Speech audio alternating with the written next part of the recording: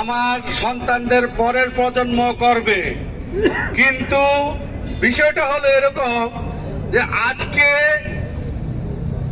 আমরা যে কাজটা করতে যাচ্ছি, আমরা আশা করি আমরা এই 25-30 বছর ব্যবসা করেছি একটা ট্যাগ নিয়ে। সে ট্যাগটা কি? অবৈধ মাল। কি অবৈধ ব্যবসায়? আমরা কি অবৈধ থাকতে চাই? আচ্ছা, যদি আমরা অবৈধ না থাকতে চাই তাহলে আমাদের করণীয় কি?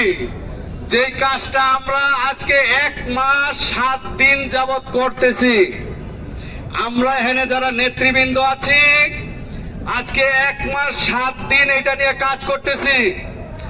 আলহামদুলিল্লাহ, আশা করি আমরা একটা জায়গায় আনতে পেরেছি।